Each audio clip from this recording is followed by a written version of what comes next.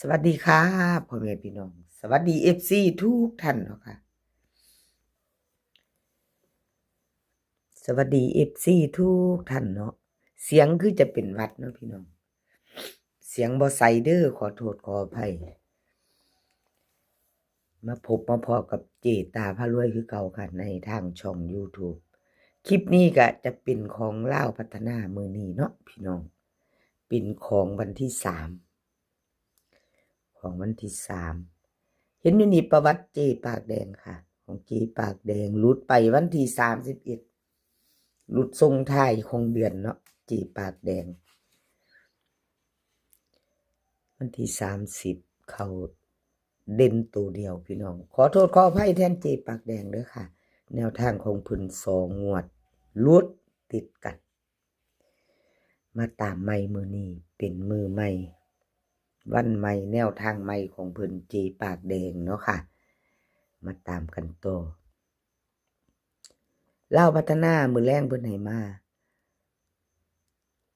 เด่น5กับ1ค่ะ5กับ1 2ตัว4หาง58 59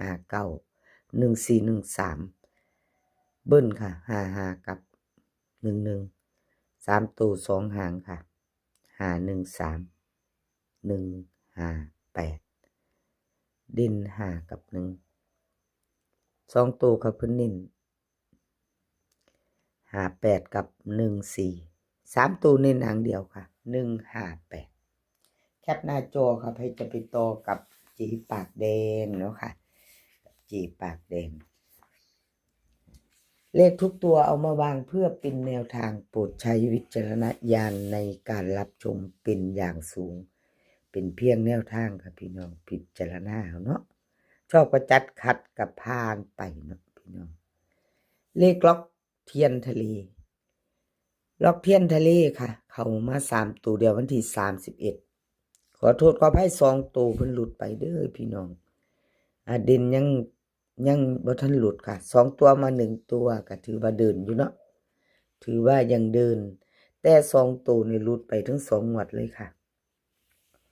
ขอโทษขออภัยแทนเพิ่นมาตามต่อวันที่3มื้อนี้เป็นวันจันทร์เนาะค่ะเป็นวันจันทร์ที่3มาต่อกับล็อกเทียนทะเลลาวพัฒนาดินเพิ่นให้มา5กับ7ค่ะ2ตัว4หาง57 58 73 74เบิ้ล55กับ77 3ตัวค่ะ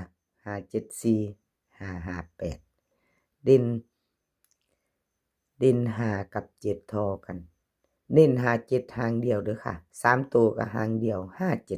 574แคปหน้าจอค่ะใครจะไปต่อกับล็อกเทียนทะเลคลิปนี้จะมี7เสี้ยนดังเด้อค่ะลืมอ่านสื่อเจ๊ปากแดงล็อกเทียนทะเลเลขรับน้ำสูงดาภาพปังเสี้ยนอุบุญคุณกูตาบรรทัดน้อยนำโชคค่ะ7เสี้ยนดังในคลิปนี้เจตาบอกซื้อไปแล้วก็ชอบของผู้ใดก็แคปหน้าจอเนาะพี่น้องเอาแต่เฮาชอบเฮามักตามของผู้ใดอยู่ก็พิจารณาแนวทางใหม่ไปน้ำกันกับเจตาเลขรับน้ำส้มค่ะ31เพิ่นหลุดไปทั้งดินทั้ง2ตัวเด้อพี่น้องกราบขอโทษขออภัยแทนเพิ่นหลุดไปทั้ง2ตัวทั้งดินเนาะค่ะแต่30เข้าไปอยู่2ตัวนึง2งวดหลุดติดกันค่ะทั้ง2ตัวแต่ดินเข้าอยู่งวดนึงเพราะว่าเจตาให้เบิ่งทุกเซียนเนาะพี่น้องทุกคลิปจะมี2งวดประวัติแต่ละเซียนที่เจตาเอามาให้เบิ่งที่ผ่านมาเนาะเลขรับน้ำสูมเลขรับน้ำสูมลาวพัฒนาดิน6กับ0 2ตัว4หางค่ะ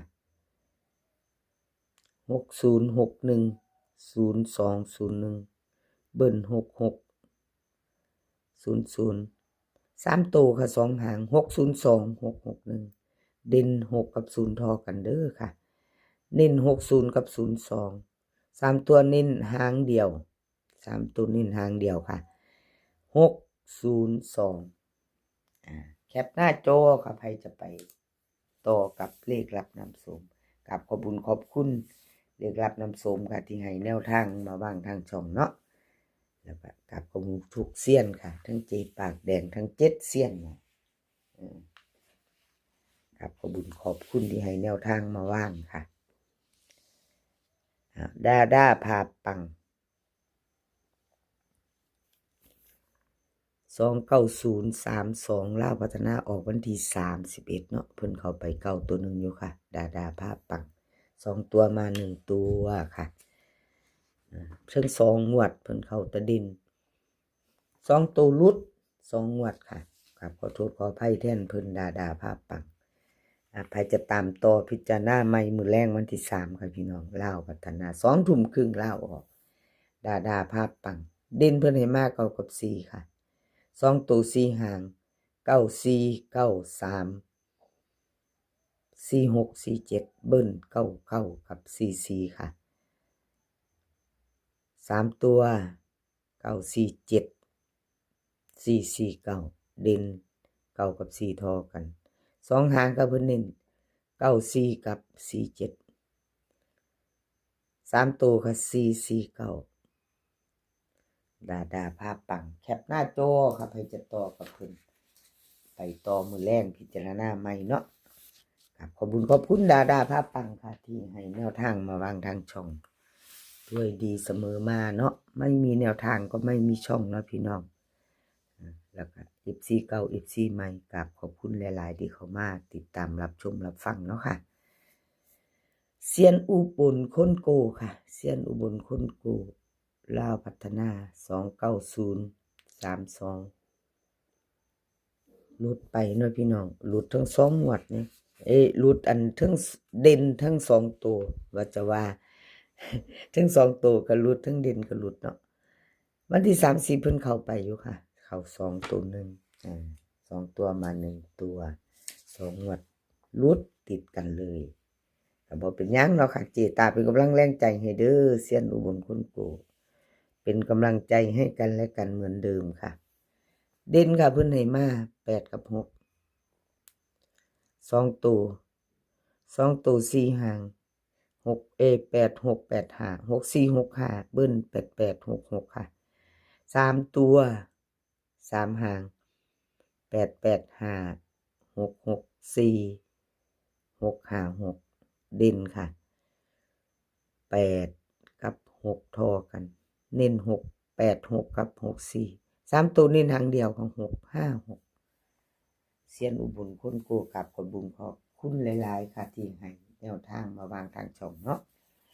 FC แคปหน้าจอค่ะไปจะต่อกับเพิ่นมื้อแรงเป็นวันจันทร์ที่3เนาะวันที่3เสียงเจตาบ่ชัดบ่เจนปานใดเด้อค่ะเป็นวัดขอโทษขออภัยแต่เสียงบ่ใสเสียงบ่ดีเนาะเสียงบ่ใสบ่ชัดตาบรรทัดค่ะ31ตาบรรทัดหลุดไปเด้อพี่น้องเขาเก้าตัวหนึ่งอยู่